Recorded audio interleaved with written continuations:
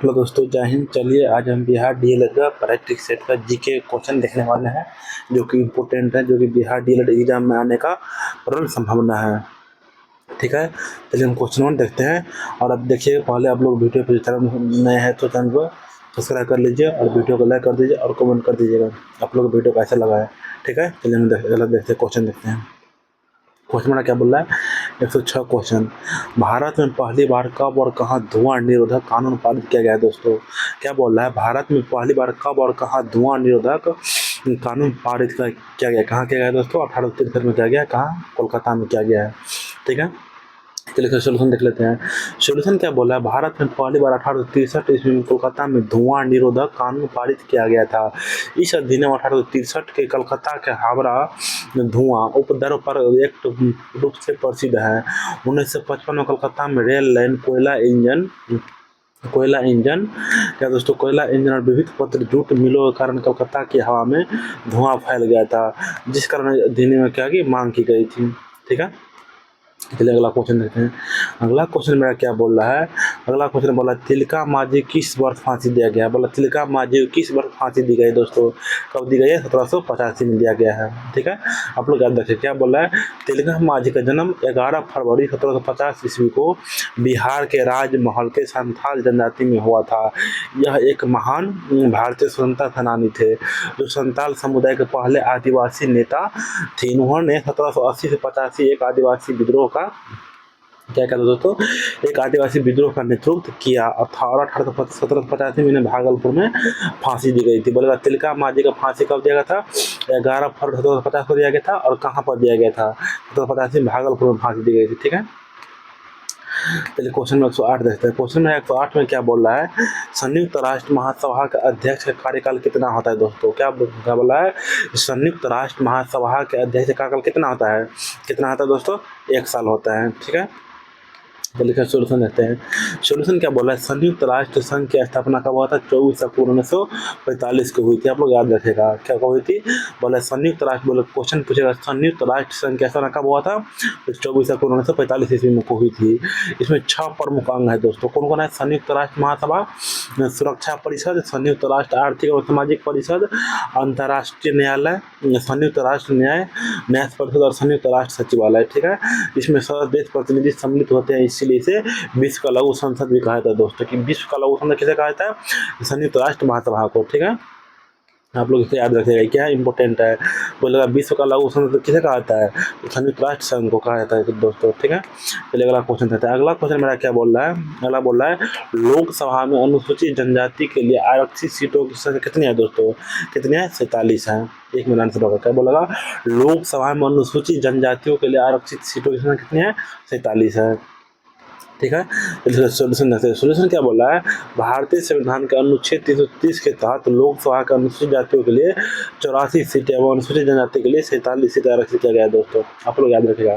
ठीक है, चलिए क्वेश्चन 110 देखते हैं।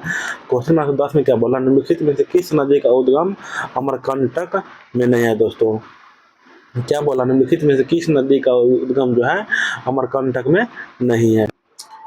क्या बोला दोस्तों, किस नदी का उद्गम अमरकंटक में नहीं है? तो बी होगा, तापी नदी का। तापी नदी का उद्गम मध्य प्रदेश के बैतूल जिले में मुल्ताई नामक स्थान से होता है। इस नदी की कुल लंबाई कितना है दोस्तों?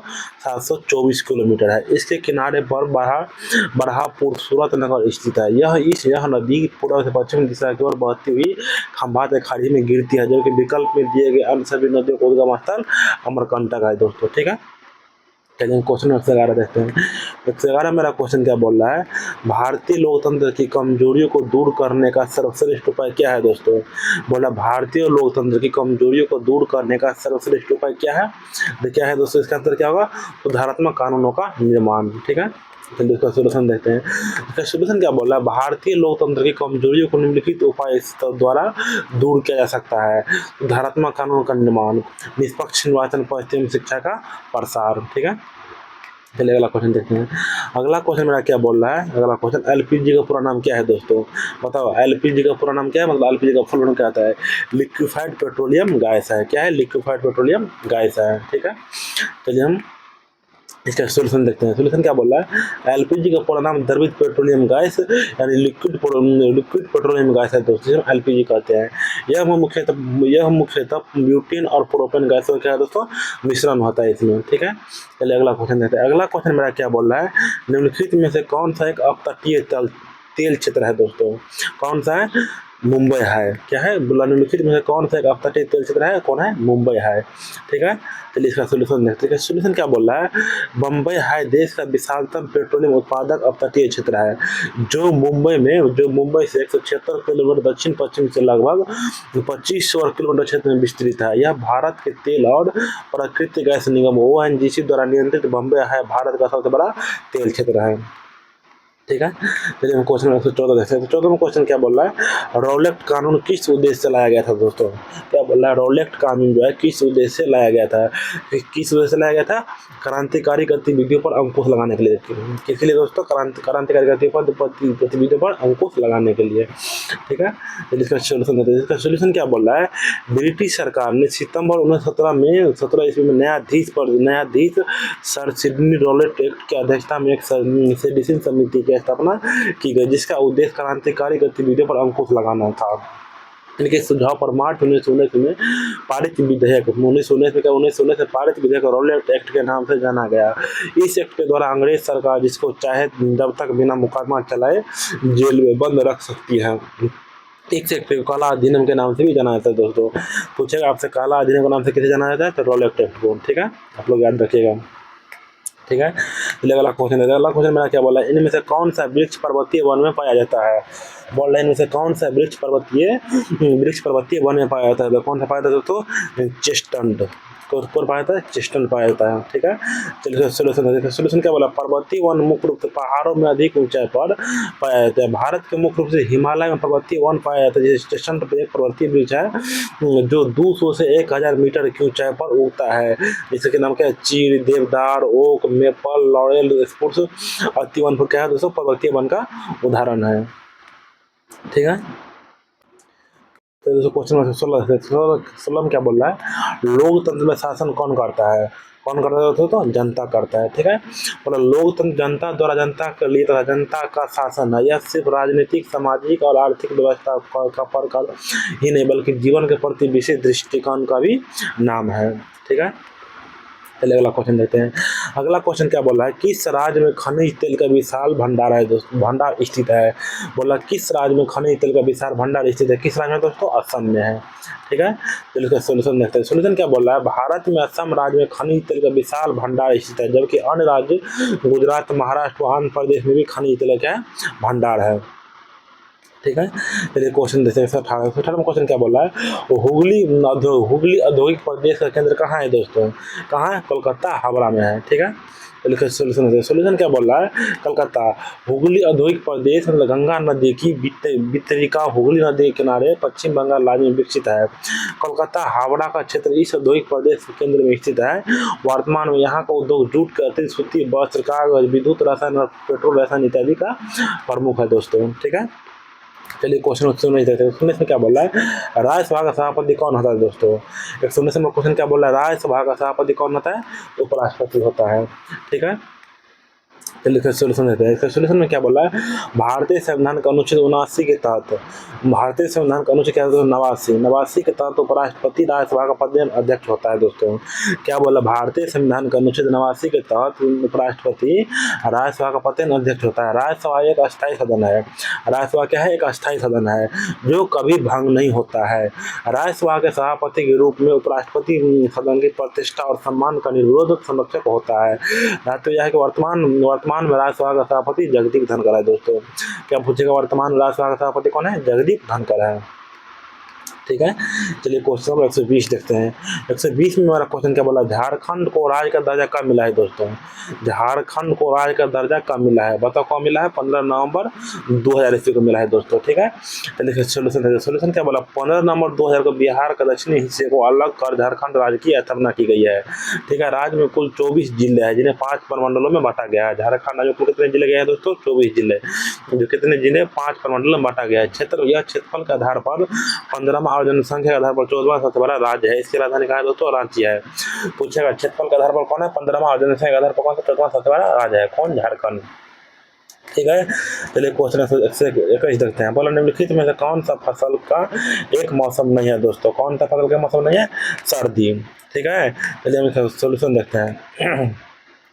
इसका सोल्यूशन क्या बोला? भारत में मुख्य रूप से 3 फसलें होती है, खरीफ फसल, खरीफ और रबी तथा जायद, जबकि सर्दी फसल का कोई मौसम नहीं है दोस्तों। ठीक है, चलिए इसका और देखते हैं सोल्यूशन। बोला खरीफ फसलें भारतीय उपमहाद्वीप में जून जुलाई में बोई जाती है दोस्तों। क्वेश्चन पूछेगा खरीफ फसलें जो कब बोला जाता है, कब बोया जाती है? तो जून जुलाई में बोई जाती है तथा कटाई अक्टूबर नवंबर के माह में की जाती है, जैसे में धान, कपास, जूट, अरहर आती है। ठीक है, चलिए अगला देखते हैं। अगला क्या बोला? जायद की फसलें। जायद की फसलें मार्च अप्रैल में बोई जाती है दोस्तों। बोला जायद की फसलें कब बोई जाती है? मार्च अप्रैल में बोई जाती है तथा जून तक कटाई की जाती है, जैसे तरबूज, ककड़ी, खीरा। ठीक है, चलिए इसका अगला देखते हैं। बोला रबी फसलें। रबी फसलें मुख्यतः कब आ जाती है दोस्तों? अक्टूबर नवंबर में बोई जाती है। रबी फसलें जो है अक्टूबर नवंबर में बोई जाती है और अप्रैल मई तक में कटाई की जाती है, जैसे में गेहूँ, सरसों, अलसी और आलू। ठीक है फ्रेंड, देखिए आप लोग को जो है क्वेश्चन। चलिए दोस्तों देखिए आप लोग क्वेश्चन कैसा लग रहा है, और क्वेश्चन अच्छा लग रहा है पढ़ने में, आप लोग जो है वीडियो को लाइक कीजिएगा और सब्सक्राइब कीजिएगा और किसी दोस्तों के साथ शेयर भी कर दीजिएगा। चलिए अगला क्वेश्चन है। अगला क्वेश्चन क्या बोला? राजसभा का सदस्य काकल कितने वर्ष का होता है दोस्तों? बोला राजसभा का सदस्य काकल कितने वर्ष का होता है दोस्तों? तो 6 वर्ष का होता है, आप लोग याद रखिएगा। ठीक है, चलिए इसका सोल्यूशन देखते हैं। सोल्यूशन क्या बोला है? भारतीय संविधान का अनुच्छेद 80 में राज्यसभा का गठन का प्रावधान करता है दोस्तों। ठीक है, क्या बोल रहा है? भारतीय संविधान का जो है, भारतीय संविधान का अनुच्छेद 80 में क्या है? राज्यसभा का गठन का प्रावधान करता है। इसके सदस्यों की संख्या अधिकतम 250 हो सकता है।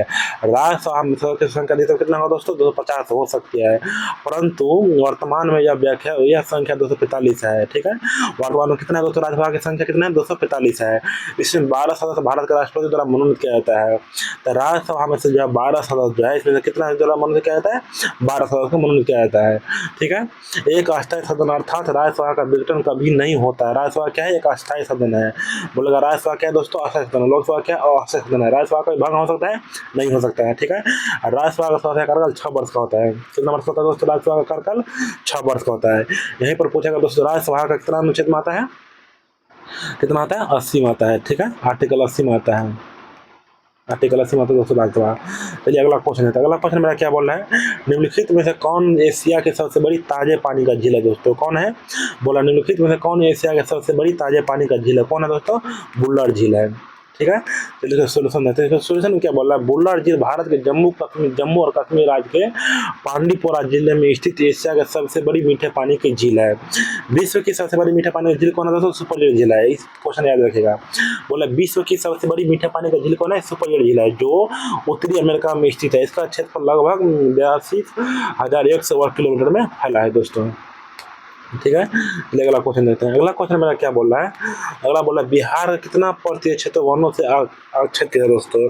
आच्छादित है। क्या बोल रहा है? बिहार कितना प्रतिशत क्षेत्र वनों से आच्छादित है दोस्तों? कितना है? 7.84%। ठीक है, चलिए इसका सोल्यूशन देते हैं। सोल्यूशन क्या बोला? बिहार का भौगोलिक क्षेत्रफल 94,163 वर्ग किलोमीटर है, जिसमें से 27,288 वर्ग किलोमीटर वन में अवस्थित है दोस्तों, जो भौगोलिक क्षेत्र का कितना है? 7.84% है। ठीक है, चलिए मैं अगला क्वेश्चन देता है। अगला क्वेश्चन मेरा क्या बोल रहा है? सर्वप्रथम कॉमन सेंस की रचना किसने की थी दोस्तों? बोला सर्वप्रथम कॉमन सेंस की रचना किसने की थी? किसने की थी? थॉमस पेन ने की थी। ठीक है, चलिए इसका सोल्यूशन देखते हैं। सोल्यूशन में क्या बोला? सर्वप्रथम कॉमन सेंस की रचना थॉमस पेन द्वारा 1775-1776 ईस्वी में की गई थी। यह 47 पेज की एक पुस्तिका है, जो ब्रिटेन के 13 कॉलोनियों के लोक स्वतंत्रता का समर्थन करती है दोस्तों। ठीक है, दोस्तों अगला क्वेश्चन देखते हैं। अगला क्वेश्चन मेरा क्या बोल रहा है? मतदान करने की कम से कम उम्र क्या होता है दोस्तों? क्या बोल रहा है? मतदान करने का कम से कम उम्र क्या होता है? क्या होता है दोस्तों? 18 वर्ष होता है। ठीक है, चलिए इसका सोल्यूशन देते हैं। इसका सोल्यूशन में क्या बोल रहा है? 61वें संविधान संशोधन के द्वारा वर्ष 1989 में मतदान करने की न्यूनतम आयु कितना है? 21 वर्ष से घटाकर 18 वर्ष कर दी गई दोस्तों। अतः 18 वर्ष से उससे अधिक व्यक्ति अपने मत का प्रयोग कर सकते हैं। ठीक है, चलिए अगर देखते हैं। अगला क्या बोला? अनुच्छेद 326 के अनुसार लोकसभा और विधानसभा का चुनाव बेशक मताधिकार 18 वर्ष के आधार पर किया जाना चाहिए। ठीक है, चलिए अगला क्वेश्चन देखते हैं। अगला क्वेश्चन मेरा क्या बोला है? रॉलेट एक्ट किस वर्ष पारित किया गया है दोस्तों? बोला रॉलेट एक्ट किस वर्ष पारित किया गया है? तो 1919 में किया गया है। ठीक है, चलिए इसका सोल्यूशन देते हैं। इसका सोल्यूशन क्या बोला, ब्रिटिश सरकार ने सितंबर 1917 ईस्वी में न्यायाधीश और सिडनी रॉलेट की अध्यक्षता में एक रॉलेट समिति की स्थापना की, जिसका उद्देश्य भारत में क्रांतिकारी आंदोलन की जांच करना था। इनके सुझाव पर मार्च 1919 में पारित विधेयक रॉलेट एक्ट के नाम से जाना गया है। ठीक है, देखते हैं अगला। इस एक्ट के द्वारा अंग्रेज सरकार के जिसको चाहे बिना मुकदमा चलाए जेल बंद कर सकती थी। काला अधिनियम और आतंकवादी अपराध अधिनियम से भी जाना जाता है दोस्तों। ठीक है, क्वेश्चन 108 जैसे 108वां क्वेश्चन क्या बोल रहा है, निम्नलिखित में से कौन सा कथन सही नहीं है दोस्तों। बोला भारत विश्व में फलों का दूसरे बड़ा उत्पादक देश है। ऑप्शन बी क्या बोला, भारत विश्व में सब्जियों का सबसे बड़ा उत्पादक है। फलों और सब्जियों और मसालों उत्पादन को बागवानी कहते हैं। उत्तर प्रदेश भारत के गेहूं का सबसे बड़ा उत्पादक है दोस्तों। कौन सा कथन मेरा सही नहीं है, बी मेरा सही नहीं है। और ये क्या है, ए भी सही है, सी भी सही है और डी भी सही है। ठीक है, तो इसका सोल्यूशन देख लेते हैं। सोल्यूशन में क्या बोल रहा है, भारत चीन के बाद विश्व में सब्जियों का दूसरा सबसे बड़ा उत्पादक है। वर्ष 2020 से 21 के दौरान राष्ट्रीय बागवानी डेटाबेस के अनुसार भारत में 204.84 मिलियन मैट्रिक टन सब्जियों तथा 107.24 मिलियन मैट्रिक टन फलों का उत्पादन हुआ है दोस्तों। ठीक है, चलिए अगला क्वेश्चन देते हैं। अगला क्वेश्चन मेरा क्या बोल रहा है, अगला क्वेश्चन मेरा बोल रहा है, भारत का स्थलीय सीमा कितने देशों को स्पर्श करती है दोस्तों। बोला भारत का स्थलीय सीमा कितने देशों को स्पर्श करती है, 7 देशों को। ठीक है, आप लोग याद रखिएगा, इंपॉर्टेंट क्वेश्चन है। चलिए सोल्यूशन देते हैं। सोल्यूशन में क्या बोला, भारत का स्थलीय सीमा की कुल लंबाई लगभग 15,200 वर्ग किलोमीटर है, जो 7 देशों की सीमा अफगानिस्तान, पाकिस्तान, नेपाल, भूटान, चीन, म्यांमार तथा बांग्लादेश से स्पर्श करती है। भारत की सबसे लंबी अंतर्राष्ट्रीय सीमा बांग्लादेश तो 4096 किलोमीटर है तथा सबसे छोटी सीमा अफगानिस्तान का 106 किलोमीटर के साथ लगती है दोस्तों। आप लोग याद रखिएगा, इंपोर्टेंट क्वेश्चन था वो। क्वेश्चन 110 में क्या बोला, विश्व की कितने प्रतिशत जनसंख्या भारत में रहती है दोस्तों। बोला विश्व की कितने प्रतिशत जनसंख्या भारत में रहती है, कितने रहते हैं दोस्तों, 17.5%। ठीक है, तो सोल्यूशन देते हैं। सोल्यूशन में क्या बोला, 2011 की जनगणना के अनुसार भारत की कुल जनसंख्या विश्व की कुल जनसंख्या का 17.5% है, जबकि संपूर्ण विश्व के क्षेत्रफल में भारत का हिस्सा 2.42%। क्षेत्रफल की दृष्टिकोण से भारत विश्व का 7वां सबसे बड़ा क्या है दोस्तों, देश है। ठीक है, चलिए अगला क्वेश्चन देते हैं। अगला क्वेश्चन में क्या बोल रहा है, भारतीय संविधान में नीति निर्देशक तत्व किस देश से लिया गया है दोस्तों। किस देश से लिया गया है, आयरलैंड से लिया गया है। आप लोग याद रखिएगा। ठीक है, तो सोल्यूशन देखते हैं। सोल्यूशन में क्या बोल रहा है, भारत के संविधान में प्रमुख प्रावधानों को निम्नलिखित देशों से संविधान से अपनाया गया है। क्या बोल रहा है, कौन कौन अपनाया गया, आयरलैंड से क्या लिया गया दोस्तों, नीति निर्देशक तत्व, राष्ट्रपति के निर्वाचक मंडल की व्यवस्था कहाँ से लिया गया, आयरलैंड से लिया गया है। ठीक है, चलिए अगला देखते हैं। बोला दक्षिण अफ्रीका से क्या क्या अपनाया गया है, संविधान संशोधन की प्रक्रिया का प्रावधान कहाँ से लिया गया दोस्तों, दक्षिण अफ्रीका से लिया गया है। अमेरिका देश से क्या लिया गया, मौलिक अधिकार कहाँ से लिया गया, अमेरिका से लिया गया है। संविधान का सर्वोच्चता कहाँ से लिया गया, अमेरिका से लिया गया है। न्यायिक पूर्णावलोकन कहाँ से लिया गया, अमेरिका से लिया गया। रूस में क्या है दोस्तों, मौलिक कर्तव्य जो है कहाँ से लिया गया है, रूस से लिया गया है। आप लोग याद रखिएगा। ठीक, चलिए अगला क्वेश्चन है। अगला क्वेश्चन क्या बोला, लोकतंत्र में कल्याणकारी राज्य की संकल्पना संविधान में किस भाग में की गई है दोस्तों, किस भाग में की गई है, भाग 4 में की गई है। ठीक है, चलिए इसका सोल्यूशन देते हैं। सोल्यूशन में क्या बोला, भारतीय संविधान में कल्याणकारी राज्य की संकल्पना का समावेश राज्य का नीति निर्देशक तत्वों में भाग 4 में किया गया है। इसकी प्रेरणा आयरलैंड के संविधान से मिली है, इसे न्यायालय द्वारा लागू नहीं किया जा सकता है। ठीक है, चलिए अगला क्वेश्चन देखते हैं। अगला क्वेश्चन मेरा क्या बोला, सासाराम नगर का विकास किस काल में हुआ है दोस्तों। बोला सासाराम नगर काल का विकास किस काल में हुआ दोस्तों। बोला हाल ही में खोज में स्पष्ट होता है कि सासाराम बिहार मध्यपाषाण युग से ही विकसित संस्कृत केंद्र है दोस्तों। इसका प्रमाण यहाँ के सेल्सियम, यहाँ आसपास कई स्थल जहाँ नपाषाण मानव द्वारा अपनी बस्तियां बसाई और कृषि पशुपालन का प्रारंभ किया है। ठीक है, चलिए अगला क्वेश्चन देते हैं। अगला क्वेश्चन मेरा क्या बोला, भारत का प्रथम तेल शोधक कारखाना कहाँ स्थित है दोस्तों, कहाँ स्थित है, डिगबोई में। ठीक है, चलिए इसका सोल्यूशन देते हैं। सोल्यूशन में क्या बोला, डिगबोई में भारत का प्रथम तेल शोधक कारखाना की स्थापना दिसंबर 1901 के असम ऑयल कंपनी के द्वारा की गई है दोस्तों। डिगबोई में जो असम कारखाना कहाँ किया गया है, 1901 में असम ऑयल कंपनी के द्वारा की गई थी। यह एशिया का सबसे पुराना और सबसे बड़ा परिचित तेल शोधन कारखाना है।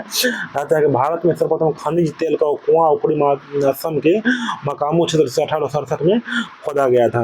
ठीक है, चलिए अगला क्वेश्चन देखते हैं। अगला क्वेश्चन मेरा क्या बोल रहा है, अमेरिका स्वतंत्रता संग्राम में अंग्रेजों का सेनापति कौन था दोस्तों, कौन था, कॉर्नवालिस है। बोला अमेरिका स्वतंत्रता संग्राम में अंग्रेज का सेनापति कौन था, कॉर्नवालिस। ठीक है।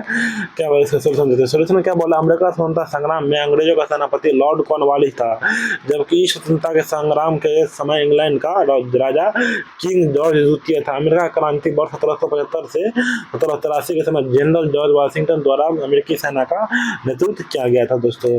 ठीक है, अगला क्वेश्चन है। अगला में क्या मेरा क्या बोला है, पृथ्वी की सतह पर कितना हिस्सा पानी से ढका हुआ है दोस्तों। कितना ढका हुआ है, 3/4 हिस्सा किससे ढका हुआ है, पानी से ढका हुआ है। ठीक है, सोल्यूशन होता है। सोल्यूशन में क्या बोला, पृथ्वी की सतह का 3/4 हिस्सा लगभग 71% पानी से ढका हुआ है। उत्तरी गोलार्ध का 60.7% और दक्षिणी गोलार्ध का 80.9% भाग महासागरों से ढका हुआ है। पृथ्वी पर उपस्थित जल की कुल मात्रा 97.5% जल महासागरों में जो खड़ा है, 2.5% जल स्वच्छ एवं क्या दोस्तों मीठा है। ठीक है, चलिए अगला क्वेश्चन है। अगला क्वेश्चन मेरा क्या बोला है, सूचना। अगला क्वेश्चन मेरा क्या बोल रहा है, अगला बोला कि सूचना का अधिकार का आंदोलन की शुरुआत किस राज्य से हुआ है दोस्तों, किस राज्य से हुआ है, राजस्थान से हुआ है। ठीक है, चलिए देखते हैं। सूचना का अधिकार के आंदोलन की शुरुआत 1990 के दशक में राजस्थान से हुई है, जिसे मजदूर किसान शक्ति संगठन MKS द्वारा अरुण राय के अगुवाई में हुई है दोस्तों। मतलब भारत में सूचना का अधिकार अधिनियम 12 अक्टूबर 2005 में लागू हुआ है दोस्तों। क्या बोला, भारत में सूचना का अधिकार अधिनियम कब लागू हुआ है, 12 अक्टूबर 2005 से लागू हुआ है। ठीक है, चलिए अगला क्वेश्चन है। अगला क्वेश्चन मेरा क्या बोल रहा है, राष्ट्र संघ का स्थायी मुख्यालय कहाँ है दोस्तों, कहाँ है, जिनेवा स्विट्जरलैंड में है। ठीक है, चलिए इसका सोल्यूशन। तो सोल्यूशन क्या बोला, प्रथम विश्व युद्ध के पश्चात पेरिस सम्मेलन का आयोजन किया गया, जिसे राष्ट्र संघ की रूपरेखा तैयार करने के लिए राष्ट्रपति विल्सन की अध्यक्षता में एक आयोग गठित किया गया। 3 फरवरी 1919 को राष्ट्र संघ का प्रारूप तैयार कर 14 फरवरी को सम्मेलन तीसरे सभा के समक्ष प्रस्तुत किए गए, जिसे 28 अप्रैल 1919 को स्वीकार कर लिया। 10 जनवरी 1920 ईस्वी से राष्ट्र संघ ने वैधानिक रूप से कार्य करना आरंभ किया। इसका प्रधान कार्यकाल जिनेवा स्विट्जरलैंड में है दोस्तों। ठीक है, चलिए दोस्तों अगला क्वेश्चन है। अगला क्वेश्चन क्या बोला, एक प्रतिनिधि विभिन्न वंश हमेशा क्या होता है दोस्तों, क्या होता है, एक होता है। ठीक है, चलिए सोल्यूशन देते हैं। सोल्यूशन में क्या बोला है, प्रतिनिधि विभिन्न निरूपक भीतर अपनी प्रतिष्ठा करने की विधि है। यह मानचित्र पर दी गई दूरी पर धरातल उन्हीं दूरियों के बीच अनुपात को व्यक्त करती है, जिसमें क्या होता है, 1:24,000। एक भिन्न यह दिखता है कि मानचित्र पर दी गई दूरी को एक इकाई भूमि पर दूरी 24,000 इकाई का प्रतिनिधि करता है। प्रतिनिधि भिन्न अंश हमेशा एक इकाई में होता है, जिसके किसी भी इकाई जैसे मिलीमीटर, सेंटीमीटर, इंच धरातल पर क्या है दोस्तों, इंच धरातल पर क्रमशः क्या है 24,000 मिलीमीटर, 24,000 से भी 24,000 इंच दर्शाता है दोस्तों। ठीक है, चलिए अगला क्वेश्चन है। अगला क्वेश्चन मेरा क्या बोल रहा है, लोकतंत्र की उपलब्धियों में सबसे अधिक सहायक क्या है दोस्तों, क्या है, विकास है। ठीक है, चलिए सोल्यूशन देते हैं। सोल्यूशन क्या बोला, लोकतंत्र की उपलब्धि में सबसे अधिक सहायक विकास है। यह एक ऐसी प्रक्रिया है जो विविध लक्ष्यों के संबंध में आकांक्षा विचारों को उत्पन्न करती है, उन्हें प्राप्त करने के लिए रणनीति की स्थापना करती है। ठीक है, चलिए अगला क्वेश्चन है। अगला क्वेश्चन क्या बोल रहा है, एक जनता एक साम्राज्य और एक नेता का नारा किसने दिया दोस्तों, किसने दिया, हिटलर ने दिया है। बोला एक जनता एक साम्राज्य और एक नेता का नारा किसने दिया, हिटलर ने दिया है। इसका सोल्यूशन देते हैं। सोल्यूशन क्या बोल रहा है, एक जनता एक साम्राज्य और एक नेता का नारा जर्मन तानाशाह हिटलर द्वारा दिया गया। नाजियों द्वारा इस नारे का व्यापक रूप से उपयोग किया गया था। हिटलर को फ्यूहरर भी कहा जाता है। उसने जर्मन भाषा में मेरा संघर्ष मीन काम्फ नामक आत्मकथा लिखी है दोस्तों। ठीक है, अगला क्वेश्चन क्या बोल रहा है, किस संधि द्वारा जर्मन पर कठोर एवं अपमानजनक शर्तें थोप दी गई थी, कब थोपी गई थी दोस्तों, वार्साई की संधि के तहत। बोला किस संधि के द्वारा जर्मन पर कठोर अपमानजनक शर्तें थोप दी गई थी, तो वार्साई के संधि के तहत दोस्तों। ठीक है, चलिए अगला क्वेश्चन क्या बोला, वार्साई के संधि को 28 जून 1919 में प्रथम विश्व युद्ध के बाद यूरोप शांति स्थापना उद्देश्य से की गई। मित्रों राष्ट्र द्वारा जर्मनी के साथ कठोर अपमानजनक संधि के इस संधि द्वारा औपचारिक रूप से प्रथम विश्व युद्ध का समाप्त हो गया दोस्तों। ठीक है, चलिए अगला क्वेश्चन देते हैं। अगला क्वेश्चन मेरा क्या बोला, निम्नलिखित में से किससे विकसित होने में लगभग 1 वर्ष लगता है दोस्तों, किससे लगता है, गन्ना को विकसित होने में कितना लगता है, 1 वर्ष लगता है। गन्ना को हम कौन सा फसल बोलते हैं दोस्तों, नकदी फसल भी कहते हैं। ठीक है, गन्ने की फसल तैयार होने में लगभग 1 वर्ष का समय लगता है। यह भारत का महत्वपूर्ण वाणिज्य फसलों में से एक है, जो चीनी का क्या है दोस्तों, चीनी का मुख्य रूप क्या है, गन्ना है। ठीक है। चलिए अगला क्वेश्चन है, अगला क्वेश्चन मेरा क्या बोल रहा है 124 का, रेशम मार्ग कहाँ से आरंभ होता है दोस्तों? बोला रेशम मार्ग कहाँ से आरंभ होता है? चीन से होता है, ठीक है। इसका सोल्यूशन देख लेते हैं। सोल्यूशन में क्या बोल रहा है, रेशम मार्ग शीघ्र लोक प्राचीन चीनी सभ्यता को पश्चिमी सभ्यता तक पहुंचाया जाने वाला एक महत्वपूर्ण मार्ग था, जो पूर्व और पश्चिम के मध्य आर्थिक सांस्कृतिक आदान प्रदान का सेतु के नाम से प्रसिद्ध है। यह मार्ग प्राचीन चीन से माध्यम एशिया होकर दक्षिणी एशिया, पश्चिम एशिया, यूरोप तथा उत्तरी अफ्रीका तक जाने वाला क्या है दोस्तों? एक स्थल मार्ग है, ठीक है। चलिए दोस्तों अगला क्वेश्चन क्या बोला, चीनी उत्पादन में अग्रणी राज्य कौन है दोस्तों? बोला चीनी उत्पादन में अग्रणी राज्य कौन है दोस्तों? उत्तर प्रदेश। कौन है? उत्तर प्रदेश। चीनी उत्पादन में अग्रणी राज्य 2023 में उत्तर प्रदेश रहा है, जबकि 2022 में महाराष्ट्र सबसे बड़ी चीनी उत्पादक राज्य था। विवादित उत्तर प्रदेश में कुल 57 चीनी मिले हैं, जबकि महाराष्ट्र में कुल कितना दोस्तों? 246 चीनी मिले हैं। पूछेगा आपको उत्तर प्रदेश में कुल कितने चीनी मिली है? 157 को चीनी मिला है दोस्तों, और महाराष्ट्र में कितना है दोस्तों? 246 चीनी मिल है।